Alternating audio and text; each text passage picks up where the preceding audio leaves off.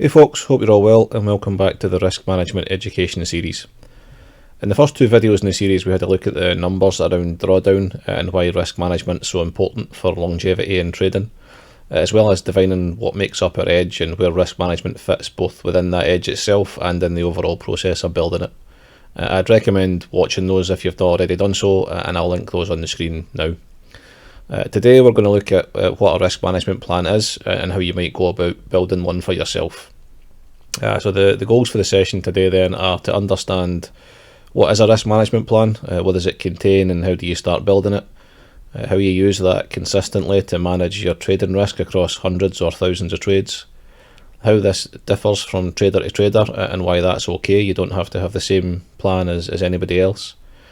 What elements you might want to look to incorporate into your plan and how you think about a complete plan covering both trade execution and your overall process and how you build that, and how this focuses our mind on risk first over anything else, with an example of an applied execution of a trade with parts of a trade risk plan involved in it.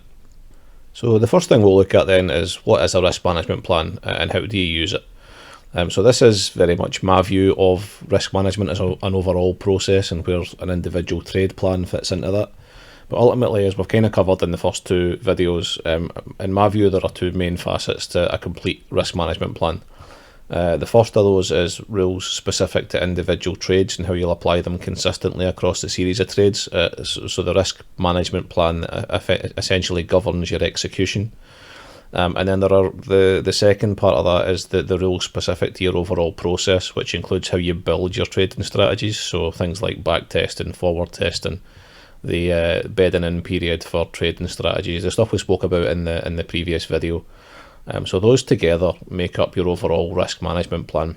And what we're going to talk about today mostly, because we've already covered the second part of that in the last video, is the trade specific risk management plan. So the execution specific one that helps you to stay consistent across the series of trades so that series of trades can be consistently profitable once you've got your tested strategies.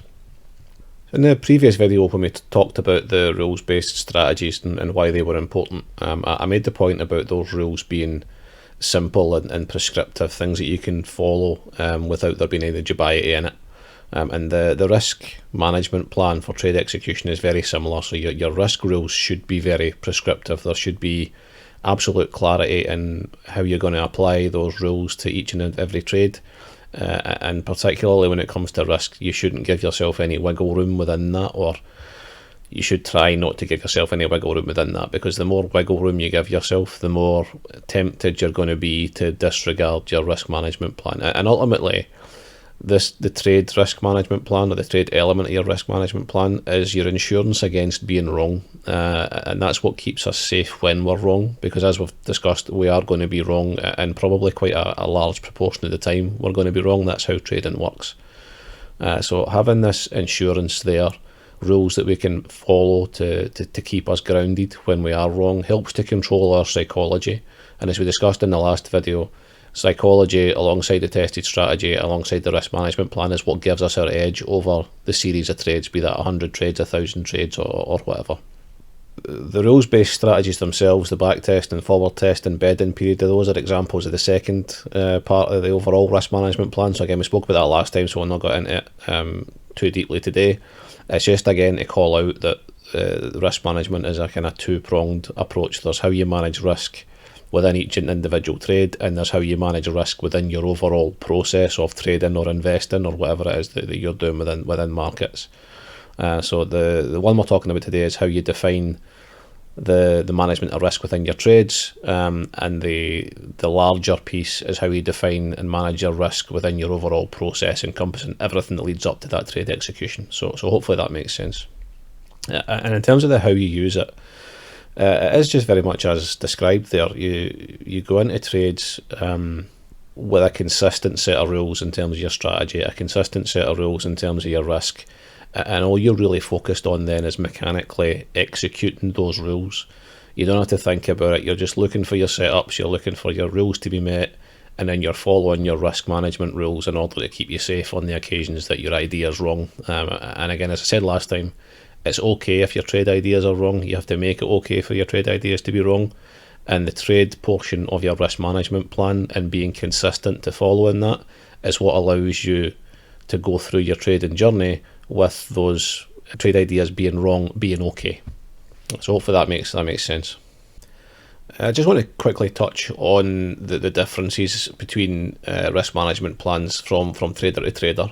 So I don't want anybody to get the opinion that there's only one way to do risk management. It's cookie cutter. You can just take away a template, fill it in, and do that, and it'll work for you.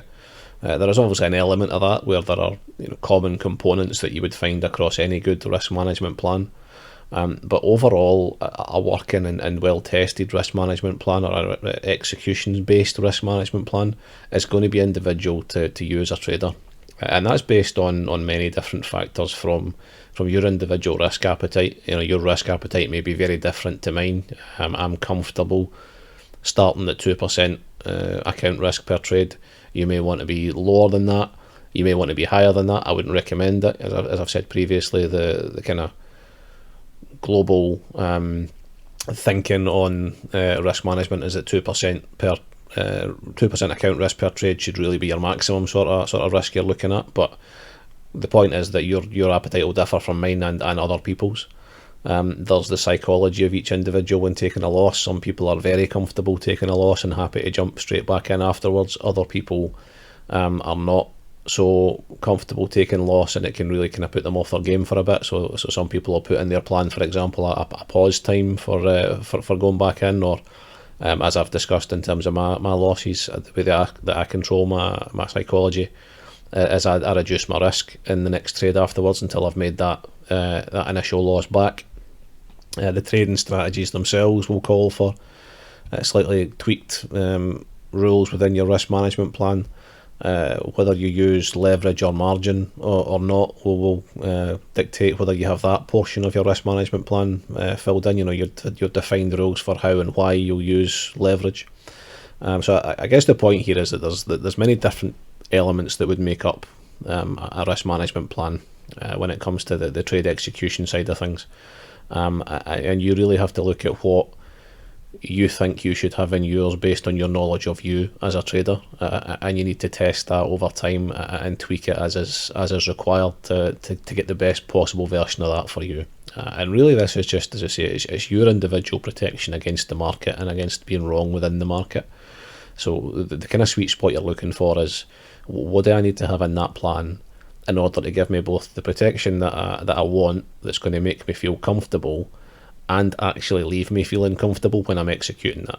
That there's no point in building a plan that has all of the rules in it that you think you want, but you're not comfortable following those rules, because if you're not comfortable following those rules, then you're going to give yourself reasons to break them. So the sweet spot is, what's the set of rules that I need as an individual to make me feel safe within the trades and that I'll actually follow within the trades. Jumping into the meat then really of this session in terms of the sorts of things you would have in a risk management plan, elements of your risk management plan. I'm going to cover a few things today. This is not an exhaustive list by any means. These are kind of what I would consider to be the minimum requirements of any good risk management plan, and the things that make up the majority of my own personal risk management plan for trade execution. And we'll just kind of talk about a few of those elements and why they're there and what I use them for. So the first of those is one you've heard me mention a few times in terms of max account risk per trade. So as we've discussed before, this is really just the maximum amount of your account that you're willing to lose when you're wrong. And I've intentionally used that word when rather than if again there, because you are going to be wrong. And again, I say again, you need to be comfortable with that. You need to get okay with being wrong. So this is the amount of money that will make you feel okay when you're wrong, if you lose that. So this is always a percent. We never really work in actual numbers, or certainly I don't work in actual numbers, and the reason I prefer to work in percents is because percent is scalable. If you work at 2% or 1%, then the amount of capital behind that doesn't really matter. It scales up and it scales down depending on what the size of your account is at any given time. So percent is just a better method in my opinion. You might decide that's not for you. You want to work in actual numbers, and that's fine, but for me I prefer percents because of the scalable nature of it. So what you're looking for here really is the number that will make you feel okay. So for me, as I've mentioned before, I start at 2%. If I have a loss, I drop to 1%. If I have another loss, I drop to 0.5% until I've made that initial loss back, and then kind of go from there. You might decide you want to start at 0.5% and over time scale that up to 2%, and that as well is absolutely fine if that's what gives you confidence. It's just about finding that number that best suits you. That's the kind of long and short, is you need to decide what the number is that fits your risk appetite, your own personal risk appetite. And as I've said before, my recommendation would be never to be above 2% account risk per trade. That is just kind of good practice from a risk management perspective. It's what most would recommend across the industry. And if you plan to start looking at things like funded accounts in future, then this becomes even more important for you, because your drawdown risks on the funded accounts are not just around how much drawdown there is in terms of the overall amount of capital that you're losing, but you risk losing that account if you have too much of a drawdown. So controlling your risk in those to these minimum kind of levels is really key. And even I don't use funded accounts, just full disclosure, but even 2% in those would probably be too high. If you've got a 100k funded account, then you're probably looking at 0.5% risk as being absolutely adequate in terms of making capital return on that. But we're kind of getting a wee bit further into the realms of or off the beaten track of risk management when we talk about funded accounts. The main kind of point for this one is your max risk account per trade is the number that you feel comfortable losing, and that you're going to limit every loss to that number or less. The next component that I have in mind is a minimum risk to reward ratio for trades, and I essentially use this as a trade filter to filter out trades within my trading strategies, and this comes from the kind of back testing and forward testing process, because you get your data, your numbers from that process that tell you kind of what the most optimal level is for any individual strategy. I like to have this number, a minimum number, in my overall risk management plan, so that I can filter out strategies that are lower than that, because I know over time those are the ones that are not gonna return the results that I'm looking for. And in terms of that testing process, if your strategy tests really well, where it presents 10 setups a month at 1 to 2 risk reward, and of those 10 you end up with 6 wins and 4 losses, your win rate there is 60%, but your return overall is actually 12R. At 2% account, as I've spoken about, that's 24% on account with only those 6 wins out of 10 in a month. Now that's a very high number. It's just an example I'm giving you there. Don't run away thinking that's what you're going to get, but that's kind of how the maths of it works when you're figuring this out. The flip side of that is that if only 4 of the 1 to 2 setups were on average winners, but the same setups would have won at 1 to 1.86 times, then that's 8R at 1 to 2 versus 10.8R at 1.8. So if you were to reduce your target to 1.8 from 2, you would end up with 2 more winners as part of your testing. So your overall results from the series of that trade would be higher at a lower risk reward ratio, because you get a higher win rate. So it's just a case of doing that testing, which is part of the wider risk process, to figure out what those numbers are and figure out the optimal level for your trade strategies, and then have that in your plan so that you can use that as a filter. If you find your entry model sets up, but the actual target for T1 is only 1 to 1 risk reward, you can filter that trade out, because it's not worth taking the risk. You always want your reward to be multiples higher than the level of risk that you're taking within the trade. So this is quite kind of the testing process is important as well, because it gives you that data, but this is another component of a risk management plan that I would say is worth having. The next one that I have in mind that I think is important is maximum daily, weekly and monthly drawdowns, and again this is about keeping you disciplined and keeping your emotions out of the trading process, and the intention of these is just to kind of save yourself from yourself more than anything else. It's far too easy when we start to suffer drawdown to then start chasing those losses, and you end up compounding the problem. And the reality is that going back to demo or paper trading, or stepping away and coming back fresh either the next day or the next week or the next month, is the smarter play in terms of protecting your capital. And ultimately protecting your capital is what what we're about. That's our number one goal, is to protect that capital. So, if you look at the statistics of trading, whenever people are chasing losses, you become far more likely to make that loss worse. You make poorer decisions because you've let your emotions become involved in it. So, just as an example, let's say you're using a 2% risk management, max risk per trade. You may want to say, if I lose 4% in a day, I won't trade anymore that day. If I lose 10% in a week, I won't trade anymore that week. If I lose 12% in a month, I won't trade anymore that month. And that allows you to just kind of step away from the market on times where you're not on it, or when things are not working, and limits your drawdown. And again, that's all the risk management plan is for, is to limit your drawdown on your capital and make sure you're protecting that capital so that you're around for the longer term. The next kind of portion I would have on there is max leverage and your leverage rules. So clear rules on when and how you'll use leverage. We'll cover this a bit in one of the later sessions, but it's just to kind of call out, in general, particularly in, for example, the cryptocurrency market. I find when I speak to people that they kind of pick random X multipliers for their leverage, and they don't really put too much thinking behind it. I kind of mentioned some of the statistics around that in the first video, so I won't go over them again. But you really need to control when you're going to use leverage and margin in order, again, to manage your risk when you're doing that. And for me, it's very simple. I only ever use leverage to size my trades up to my maximum risk. So that's my only ever use for leverage. It's never to maximize my profits. It's always to maximize my risk. And what do I mean when I say that? So if we consider my 2% max account risk per trade rule that I work to, if I'm on an intraday trade and I'm on, say, the 5-minute chart, where movement needs to be really small in terms of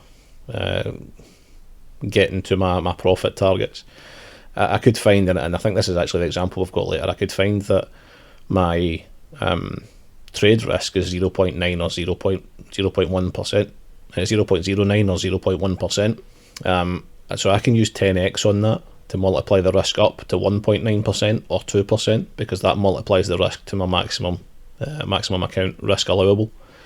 If, for example, I'm in a swing trade and the risk of the trade risk, the individual trade risk, is 4%, then I'm certainly not going to use any leverage on that, because if I was to use the same 10x on that would actually increase my risk to 40% of my account as opposed to 4% of my account. In actual fact, in that scenario, I would only go in with half position size, because that reduces the 4% risk to 2% risk on account. And that's something we'll get into more in the position sizing session, when we run through the maths and numbers and how you do position sizing. But clear rules on leverage, when you'll use it, what you'll use it for, is critical in a risk management plan. The next element in there is stop loss movement. Having rules in there that make it really clear on when you're going to move your stop and why you're going to move your stop. And when I say move your stop, I don't mean move it wider, which is something that a lot of people will do. You'll hear of people taking their stop out because they're convinced their idea is going to be right. And again, we'll talk about this in the stop session, but your stop is your trade insurance, so taking it out is never a good idea. When I talk about stop loss movement, I mean when are you going to move your stop up to secure the trade. So you might want to decide to, if you're taking, for example, 50% at target 1, you'll move the stop to break even. Or if you take 80% at target 1 and target 1 is above 1 to 3, you may well move that stop up to 1 hour above your entry point, so that you're securing the R number of the T1 profit take, but also another element of R underneath that, because price has already moved far enough away from it. So when you're going to move your stop to de-risk the trade, when you're going to use it in conjunction with your profit takes, or when you're just going to use it, for example, if you're going to bed on an intraday trade on a 24-hour market, and you don't want to go and leave the trade open overnight, it's currently in profit, you might want to move that to stop up to break even before you go to bed, just to protect that trade before you go to sleep. So now you're going to sleep on a zero risk trade. You don't need to worry about it, rather than on your 2% risk. The next element then is position sizing and how you'll do it, and this is something we'll talk about in the position sizing session. I'm going to do a specific session on this, because the maths behind it is something that a lot of people get mixed up in. But having it in your risk management plan about how you'll do position size, and again, just gives you those rules to be consistent.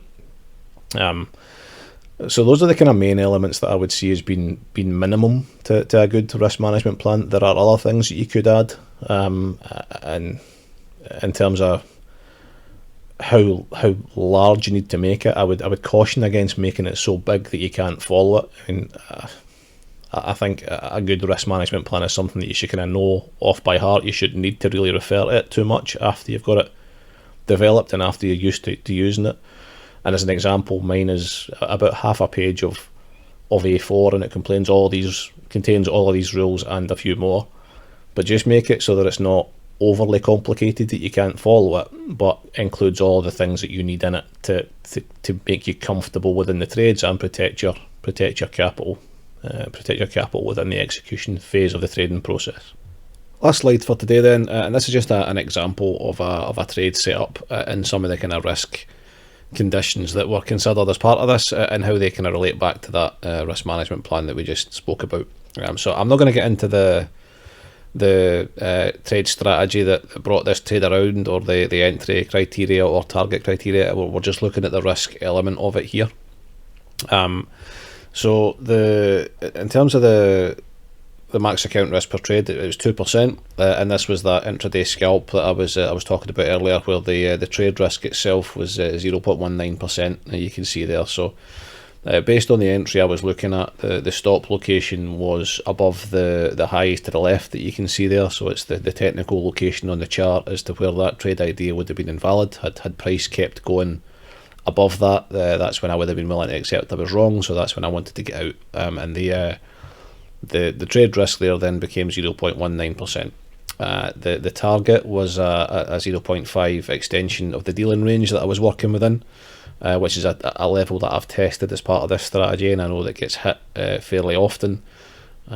And because of this kind of stop location there and that target location, the idea would have yielded it did yield a 3.25R result there, as you can see in the sizing tool. So my filter of a minimum R of 2 was met.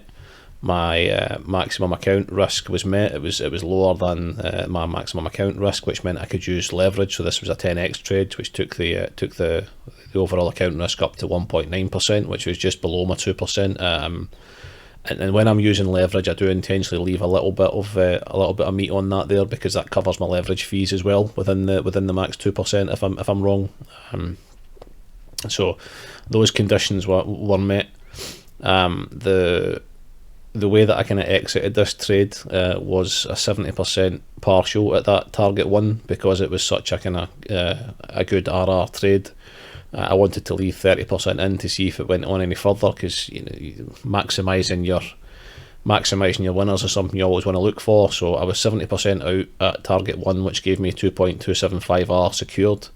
And I also, as I mentioned earlier, moved the stop up to 1R after I took that partial, because price had already moved far enough away that I was comfortable that I wanted to secure at least the 2.5R within the trade, and that would give me the 2.5R, but still leave me with 30% if it was to go any further and get a kind of a large impulse. And that's something that it doesn't happen all the time, where you get the runner that you left in going on much further, but on the rare occasions that you get a really good runner, that additional bit that you've left in can be very profitable, which is why I kind of take this approach. So this is a kind of applied example of what we've just spoken about there. I've got my stop level, I've calculated my risk, I've used my position size maths that's in my risk plan to calculate what the maximum position is that I can look for. My overall risk planning in terms of testing this strategy told me what to look for as a target, how I'm going to move my stops up, and what I'm going to take at T1 in terms of that risk management plan secured me a good R on the trade. The leverage rules in there were calculated based on that risk management plan to maximise the risk within the trade. So all those things that we've just kind of spoken about were elements that I was able to really quickly put together in this trade to manage how I would actually execute the strategy that's been tested. And I think that's the key part to it. So you're not always going to end up with a 3.25 trade, or that's going to differ from trade to trade depending on the dealing range you're using for this strategy, or if you're looking for a low where your entry was, the RR is always going to be different, but how you manage the risk within each individual trade and its own individual characteristics can remain consistent. So this would have been consistent for me regardless of how this trade looked. I would have done the same things. When I say I would have done the same things, I would have followed what's in the plan in terms of the same thing. So if it was a smaller trade, if it was only a 2.5R trade at T1, I probably would have taken 100% at T1, because it's more of a scalp kind of setup at that point in time, and it's unlikely that it's going to run any further than that for me, or certainly my testing has shown that. But it's just a kind of example as to how this works, and how you can take that risk management plan to be consistent across the trades. So hopefully that makes sense just in terms of that quick example, and hopefully the kind of content in the previous slides makes sense as well in terms of how you might go about putting together your own risk management plan, and how you might go about testing that across either back testing it within trades that you've already taken, or forward testing it in trades that you might take going forward to protect your capital. And some of the elements will make more sense as we do the specific sessions on them, the shorter sessions on them. So the leverage session and the position sizing session, the stop loss session, those should make things make a bit more sense from that perspective. But this is a kind of longer session on how you put all these individual elements together to build that risk management plan that you can be consistent to follow. So that's us for today. Hopefully it's all made sense. As always, any questions, feel free to put them in the comments or in social media or in Discord, and I'll try and get back to them. And speak again soon. Until next time, stay safe. My tea's it. Gotta go.